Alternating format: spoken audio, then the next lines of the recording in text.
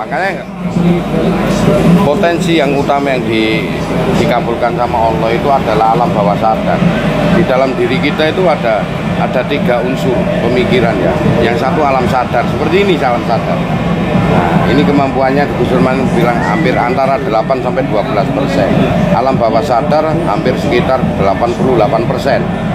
Atau kemungkinan bisa 92% ya dari ilmu pengetahuan.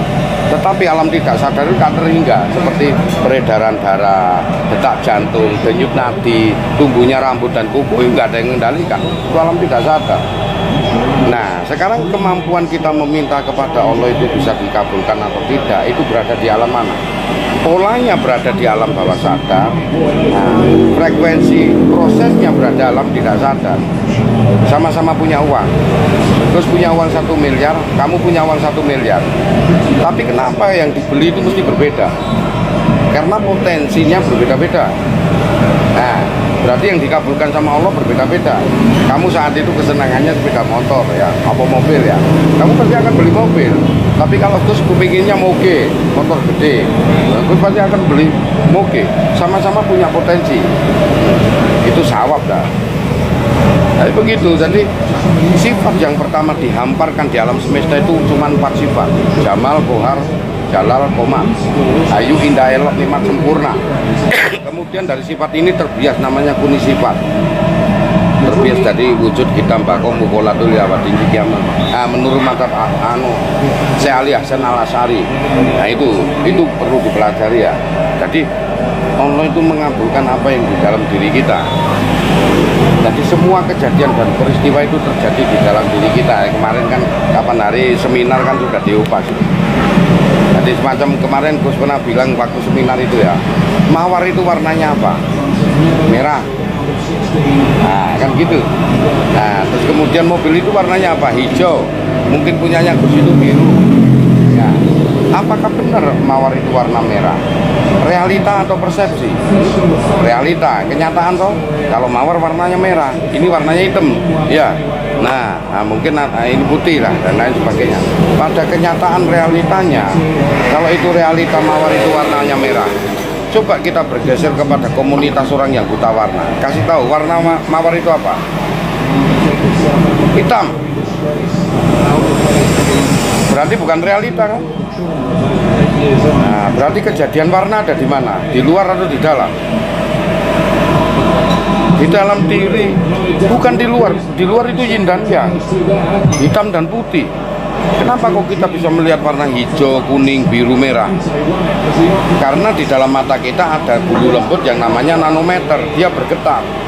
Alam semesta ini bergetar-getar. Kalau durasi getarannya 460 sampai 725, semua orang bisa melihat warna merah. Kalau getaran telinga dinamakan hertz, 20 sampai 20 ribu hertz. Orang bisa mendengar. Di bawah 20 hertz nggak bisa, semut. Nggak bisa kamu tahu bahasanya semut.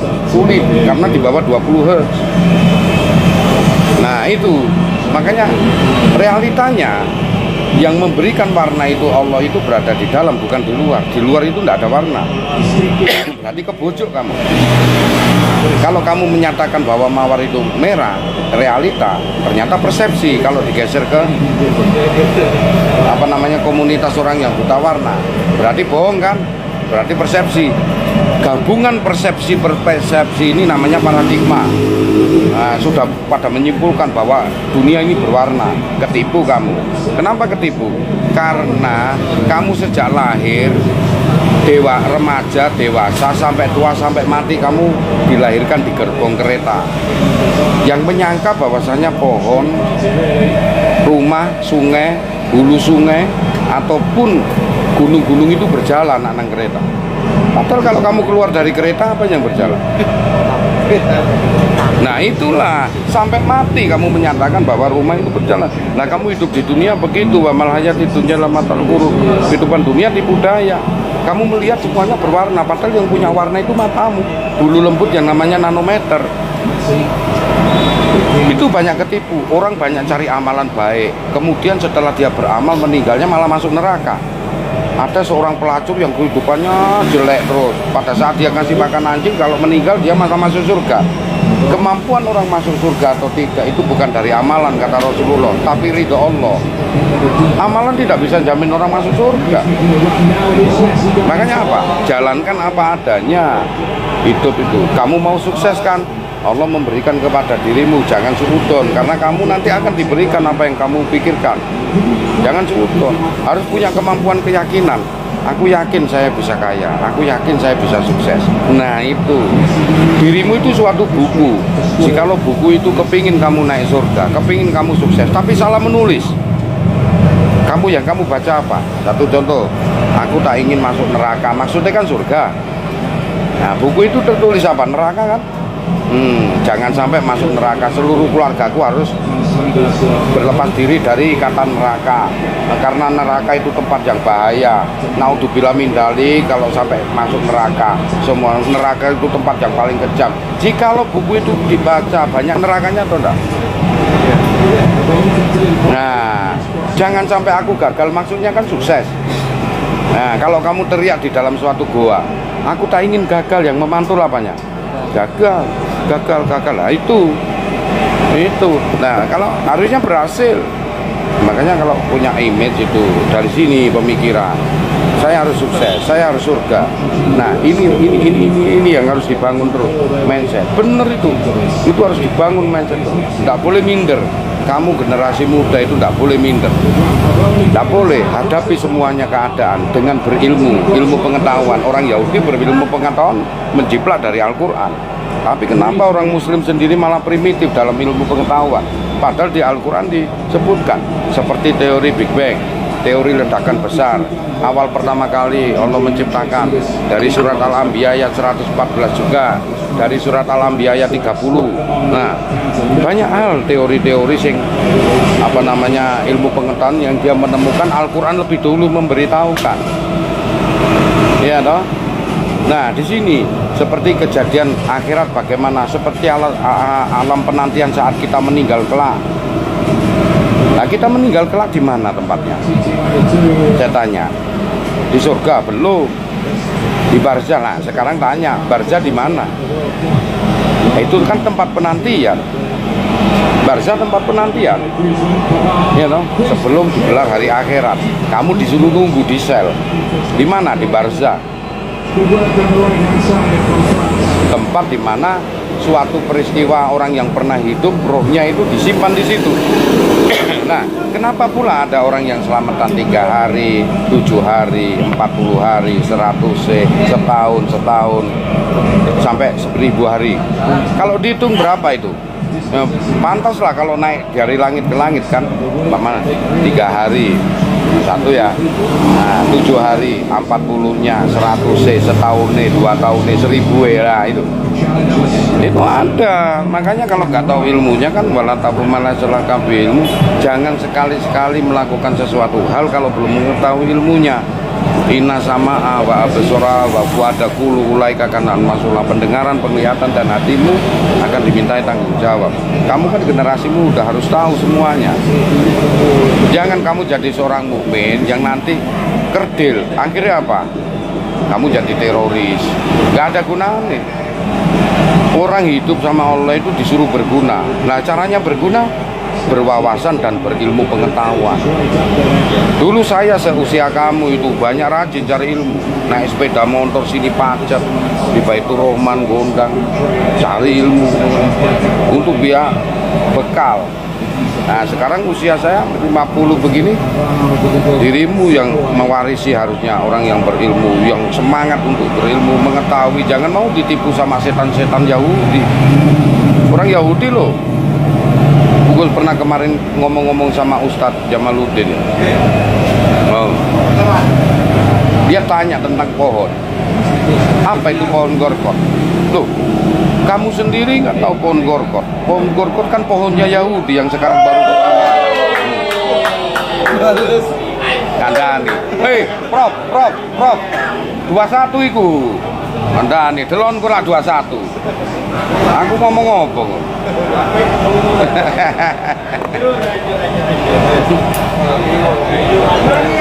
Nah, orang itu kemarin dia nggak tahu pohon gorkot. Padahal pohon gorkot itu kelak Yahudi akan dibantai oleh umat Islam. Semua pohon akan menunjukkan kalau ada Yahudi di belakang saya, kecuali pohon gorkot. Makanya mereka banyak nanam. Anehnya orang Islam ustadz-ustadz ini malah nggak tahu pohon gorkot, padahal dia cupli di Al-Quran. Nah inilah, kamu kadang-kadang baca Al-Quran itu hanya lantunan lagu ya, kiroah. Nggak pernah kamu tahu maknanya yang sebenarnya itu. Tapi coba tolong Al-Quran ini dimaknai, jadi kamu tahu. Wa qalu liman yuqtalu fi sabilillahi anfatu balaya wala tasurun. Bagaimana ini? Orang yang mati di jalan Allah tidaklah mati melainkan hidup. Wala tasurun, kamu saja yang tidak memahami. Nah, kamu usianya berapa? 15, 16, 15, 16, 17, 20, 17. Nah, coba 17, 18 tahun dulu. Kalau umur 17, kamu seogok apa? Nggak ngerti kan? Nah, itu namanya Qadim Azali, Azali Qadim. Jadi, 1 tahun sebelum kamu lahir, seperti apa dirimu? Nggak ngerti kan? Di mana tempatmu? Nggak ngerti kan? Nah, ada. Kamu cuma seonggok rasa yang masih menempel pada bapak ibumu. Belum sesuatu yang belum bisa disebut wujud. Belum sesuatu yang belum bisa disebut wujud. Ini namanya tan keno kinoyo ngopo. Beda dengan dat tan keno kinoyo ngopo. Nah, masih banyak kan yang belum kamu pelajari. Sekarang gini, terus tanya, di atasnya buminya ada apa? Bulan. Sebelahnya bulan, matahari. Belakangnya lagi bintang lah. Belakangnya bintang lagi tuh sana tuh. Mungkin kabut nebulan, universe, galaksi, multi galaksi dan universe, semuanya ini sampai ke titik black hole. Belakangnya lagi tuh yang belum tampak itu. Hitam kelam. Ya sekarang yang tanya, yang kamu lihat al-mawujuda ilallah yang kelihatan ini, apakah yang tidak kelihatan itu bukan Allah?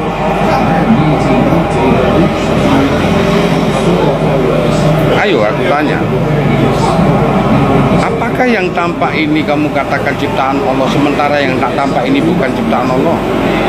Orang Jawa mengatakan suwung, kosong. Apakah yang kosong ini bukan Allah? Kalau yang tidak, yang isi ini Allah. Yang di belakang yang tidak tersinari itu hitam pekat. Apa kau pikir itu seluas itu yang hitam pekat? Apa kau pikir itu bukan Allah?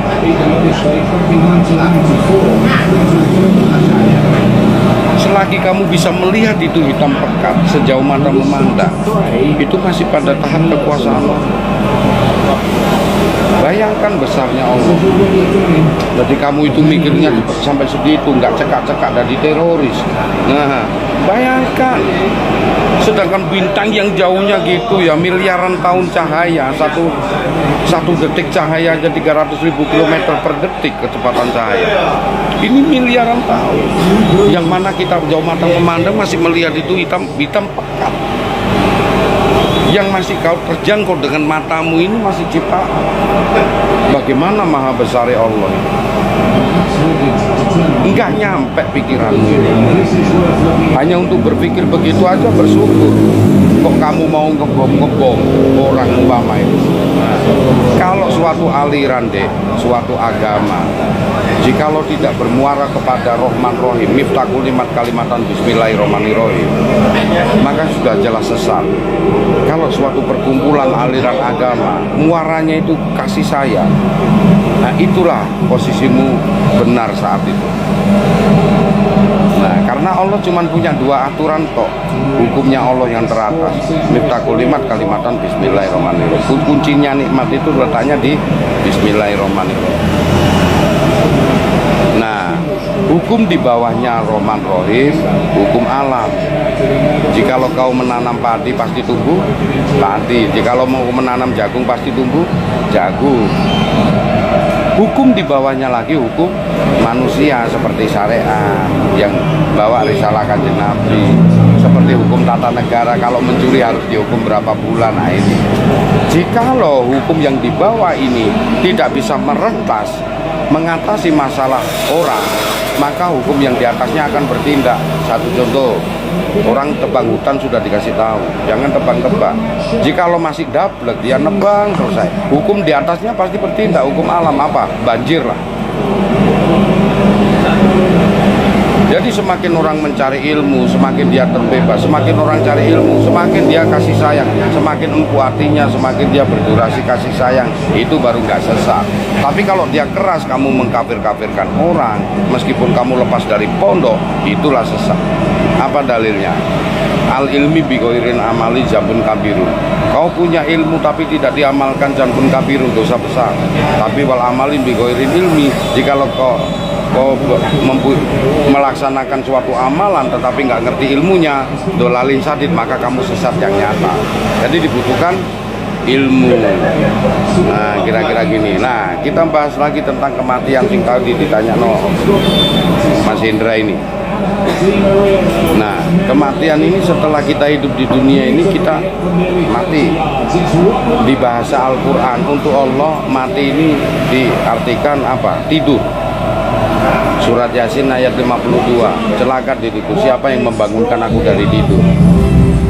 Coba, orang mati katanya ada siksa kubur, tetapi kenapa di surat Yasin ayat 52, nah, 52 orang kafir malah menyatakan bahwasanya orang yang mati di jalan Allah itu merasa dirinya bangun tidur. Bagaimana cara menyiksanya?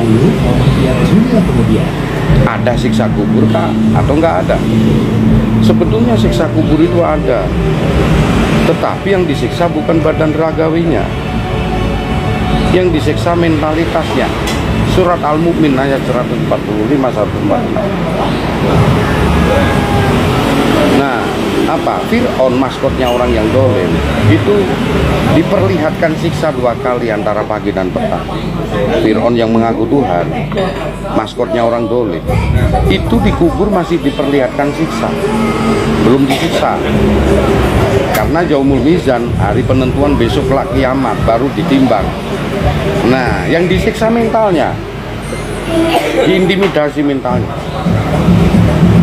Itu sebabnya orang yang bangkit dari kubur kelak bilang, aduh cilaka yang membangunkan aku dari tidur. Nah jadi ini orang-orang kan katanya ada siksa kubur yang dipentungin ya. Nah, ada 3 orang yang percaya. Ada orang yang percaya dengan siksa, ada orang yang tidak percaya dengan siksa kubur, karena memang di Al-Quran tidak pernah ada siksa kubur. Ada 391 arti kata azab, adapun adim, adapun muhin, adapun alim. Tak pernah menyebutkan Al-Quran adapun kubri. Ada 193 arti kata siksa. Siksa yang pedih, siksa yang menghina, siksa yang terhinakan, siksa yang sangat keras. Tak pernah menyatakan ada siksa kubur. 193 arti kata siksa. Terus kemudian kus mencari ada arti kata kuburan, dikubur, mengubur, maupun kubur ada 23 tok. Tak pernah diawali dengan suatu siksa. Terus yang keempatnya mengawali dari barzah, hanya ada 2, tempat penyimpanan roh dan tempat di mana bertemunya air asin dan air tawar, malah tidak ada hubungannya sama sekali. Jadi ada 3 masalah. Yang satu, orang yang tidak percaya dengan siksa kubur karena dia memang di Al-Quran nggak ada, karena dia mufasirin, seorang penafsir Quran. Yang kedua, ada orang yang percaya dengan siksa kubur karena sering nonton film rahasia ilahi. Ya lah. Nah, yang 3 ini golongan kita, golongan saya. Orang yang percaya pun juga tidak percaya dengan siksa kubur. Percaya dengan siksa kubur pun juga tidak percaya dengan siksa. Kenapa tidak percaya? Kalau yang dipukul badannya tidak percaya. Tetapi kalau intimidasi seperti orang mimpi, nah, mentalnya yang disiksa, saya percaya. Kenapa? Nggak ada porskot siksa.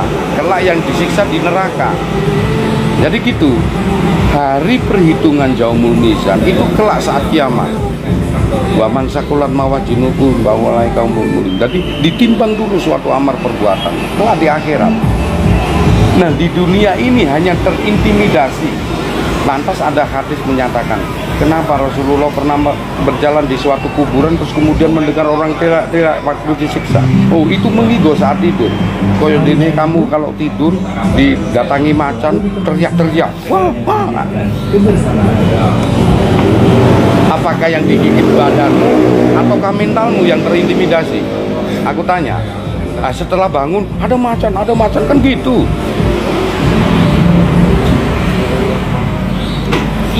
Kan gitu. Jadi begini loh, kalau mau beragama itu Dek, harus dengan akal sehat. Jangan mau disuruh ikut-ikutan. Logika, benar enggak? Hari pertimbangan itu kelak hari kiamat enggak? Kan hari kiamat. Mati alam penantian. Tidur kan. Nah sekarang kematian. Kalau kamu mimpi, kamu tidur semalaman, kemudian kamu mimpi dengan berdurasi lama. Nah seolah-olah kamu mimpinya ketemu ini, ya ketemu pacarmu gini. Oh banyak sekali mimpi oh, mimpinya banyak sekali. Saat kamu bangun, kira-kira yang ingat berapa detik? Aku tanya. Nah sama dengan orang mati. Di sini nih, nanti kalau kamu mati, kumpulan di sini sama siapapun ini seperti mimpi. Begitu kamu bangun cepet, puluhan tahun kamu mimpi di dunia, hidup di dunia ini, yang kamu ingat hanya berapa poin. Seperti itu mimpi. Itulah sebabnya wa mal hayati dunya illal mata'ul ghurur. Begitu kamu bangun tidur, kelak kalau kamu mati, kamu bangun. Urusan kita pernah kumpul seperti ini, itu seperti mimpi. Mungkin ingat, mungkin enggak. Iya. Jadi kalau tadi kan dikatakan intinya tidur. Tapi kalau kemudian katanya kau yang mati, maksudnya kau tidak mati. Iya dah. Hidup. Iya. Kan? Terus kemudian kalau kelakuannya jelek bisa dihidupkan lagi menjadi binatang. Bisa. Terus kayak kontradiktif dengan yang poin tidur tadi. Gimana kira-kira? Iya. Berlawanan kira-kira. Tidak. Manusia mempunyai beberapa tubuh. Satu tubuh jasadiah ini yang dikatakan tidur adalah pada potensi tubuh jasadiah. Tapi tubuh rohani belum bisa dikatakan mati. Iya, kan ada tubuh rohani yang mana konsumsinya bukan makanan, tubuh rohani, tetapi konsumsinya energial. Iya, ya tetap sadar kalau dia. Iya, sadar. Makanya orang Jawa kan bilang bejo-bejone wong kang eling, silakane wong kang lali. Biarpun kau sholat hebat seperti apa, kalau kau lupa, cilaka. Sadar. Ya sama kak saat kamu mimpi, sesungguhnya saat kamu tidur bermimpi itu dirimu atau tidak? Ya bagian dari dirimu, sama dengan kita hidup ini bagian dari diri kita. Tapi saat kita mati kelak, ya seperti kita bangun tidur. Nah, yang dibahas sekarang kamu takut mati enggak? Masih takut toh? Nah, bagaimana kita mencari ilmunya supaya nggak takut mati? Sama dengan saat anak kecil SD kalau pulang sekolah disuruh tidur papanya, mamanya pasti takut. Nah, berarti kamu masih kecil itu ya. Kalau sudah besar mendambakan tidur enggak? Wah, kapan aku tidur ya? No? Tidur itu enak, iya. Mendambakan tidur. Mestinya kamu hidup begitu. Mati kenapa kamu takutin? Wong Al-Quran aja menyatakan bahwasanya orang mati itu adalah tidur panjang. Kamu hanya membagus-baguskan perbuatan supaya mimpinya nggak dikejar harimau. Coba sayang enggak kalau kamu saat mimpi pacaran tiba-tiba bangun, sayang dong, kamu marahi adikmu, kenapa bangunin aku? Nah inilah, kalau kamu merajut impian di dunia ini bagus, maka setelah kalau mati indah. Dan sebetulnya 80 tahun andai kata kamu ditakdirkan sama Allah itu untuk hidup di dunia, begitu kamu mati, yang ingat cuma berapa menit saat itu. Seolah-olah lama dalam impianmu. Begitu kamu bangun, berapa cerita yang kamu ingat dalam impianmu? Coba. Nah itu kan Surat Yasin ayat 52. Bahkan orang kafir menyatakan silakan diriku, siapa yang membangunkan aku jadi tidur. Karena dia sudah tahu nanti kelak akan ada hari penghakiman, hari di mana dia akan masuk neraka. Karena besok orang itu kalau sudah mati dikubur semuanya jadi wali. Di surat Rum disebutkan bahwasanya semua manusia akan ditajamkan semua indera penglihatan, ditajamkan. Jadi semua jadi wali. Bagaimana tidak dia bertapa di dalam kuburan itu sama-sama bertapa terus. Jadi wali mereka ditajamkan. Itu sebabnya mereka minta kembali ke dunia karena dia tahu akan masuk neraka. Batu cilaka aku. Makanya itu dia jadi wali semua, nggak ada pilih kasih. Akan kutajamkan semua penglihatan, pendengaran, hatinya ditajamkan jadi wali semua. Hingga dia bingung, kembalikan ya Allah, aku di dunia sesungguhnya aku akan memperbaiki amalanku. Katanya Allah kasep gak? Nah, apa yang diciptakan bersamaan itu, baik dari materi, energi, ruang, waktu, dimensi, informasi, itu diciptakan barang, itu berada pada tahap diri kita dalam sistem mikrokosmos. Kalau dalam sistem makrokosmos ya di sini. Makanya yang diuji oleh Allah itu dari sisi mikrokosmos. Nabi Muhammad yang dimakamkan di sana itu suatu identitas, bukan personalitas. Tetapi Nabi Muhammad yang dikatakan Nur Muhammad itu masih hidup. Wa qulu liman yuqalu fi sabilillah an fatubalaya wala tasurun, ya kan? Orang yang mati di jalan Allah itu tidaklah mati melainkan hidup. Itu suatu personalitas, berarti Nabi Muhammad masih hidup. Berupa apa? Nurnya, Nur Muhammad yang ada di diri aku. Itu yang perlu dibahas. Ojo melulu jengkang-jengking kok kamu bahas halal haram kok, tapi kamu nanti besar-besar jadi teroris. Buat apa kamu hidup? Hidup itu sama Allah disuruh manfaat. Paling tidak manfaat yang terkecil dalam keluarga, dalam teman, bernegara, beragama, untuk umatin Muhammad dan umat manusia. Nek bisa, kalau nggak bisa paling tidak manfaat untuk dirimu sendiri, jangan bunuh diri. Nah, itulah kamu akan menjadi orang-orang yang insanun kamil, manusia yang sempurna. Kamu generasi muda, gali semua ilmu dari Mas Hendra, dari profesor, dari saya sendiri. Kalaupun bisa gali, semasa ada orang yang mau memberikan keikhlasan ilmunya kepada generasi muda, kamu gali, nggak usah gengsi-gengsi, kamu cari tolabul ilmu faridatul muslimin. Mencari ilmu itu wajib bagi seorang muslim laki-laki. Nah, itu maksudnya. Makanya besok ini mungkin seminggu lagi kita seminar, kita akan bahas banyak hal. Rohwani itu berarti posisinya dia berada di dunia mana? Berada di dunia, tidak akan mungkin bisa nggak lepas dari dunia. Semuanya berada di dunia. Kan gini, minha khalaqnakum. Kamu kan berasal dari sini. Wa minha nu'idukum. Kamu akan dikembalikan di bumi ini juga, di dunia ini. Wa minha nukhrijukum taratan ukhra. Juga kamu akan dibangkitkan di bumi ini juga, makanya berada di sini. Nggak mungkin bisa lepas dari sini. Ya, sekarang diperjelas gitu. Jadi misalnya ini ada orang kelakuannya jelek. Nah, berarti rohwaninya dia kan kemungkinan kemana? Ketika kelakuannya di dunia jelek, itu yang pertama. Kalau kelakuannya baik misalnya, itu juga kemana? Kemana kira-kira? Maksudnya di saat kita lepas, iya, di saat kemana? Sudah disediakan alam-alam kan.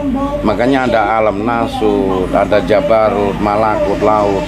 Nah, ini alam nasut, alam kamanusan. Nah, inilah, makanya ini kan belum selesai Gus ngomong. Di saat kamu mati, maka kamu seperti bangun tidur. Asik ya. Di kitab Taklim Taklim ini sama Duratun Asikin ada. Di saat kamu mati, kamu seperti bangun tidur. Nah, di saat bangun tidur itu, kamu akan kalau dari pelajaran kamu SD ya, ada mungkar nakir toh? Iya. Mungkar itu yang akan nanyain, nakir pada akhirnya ya yang bangunin kariman katiban kan gitu ya. Dulu semasa masih hidup dia berposisi sebagai Jibril, Mikail, Israfil, atau dalam bahasa sufi disebut amarah sufi al-wama mutmainah. Tetapi setelah mati bermutasi itu malaikat yang namanya nur itu. Apa? Jadi kariman katiban, mungkar nakir. Setelah berada di alam akhirat kelak, digelar suatu perhitungan, dia bermutasi juga menjadi Malik, Jakbaniyah, Ridwan, Rahmat. Nah, di sini al-fitnatu dajjal. Coba lihat dari saat sholat. Kalau mainnya untuk bikamin ada bidana, bamin ada bikubri, wa min fitnati mahya wal mamati, wa min syarri fitnati masih dajjal. Nah, coba lihat. Allah maini untuk bikamin ada bijanam. Ya Allah, lindungi aku dari siksanya neraka jahanam. Wa min ada bikubri, adab kubur. Hukum-hukum maksudnya. Adab itu jangan diartikan mentung itu. Hukum-hukum yang ada di barzah kubur. Nah, wamin fitnah mahya, fitnahnya hidup. Yang namanya fitnah hidup itu pembeloan loh. Bukan pembeloan loh. Umpama ya,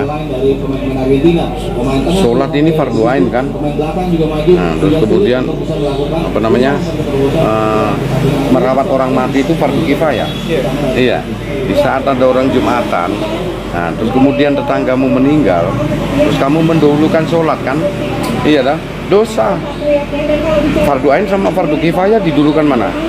Fardu kifayah dosa, itulah pembeloan.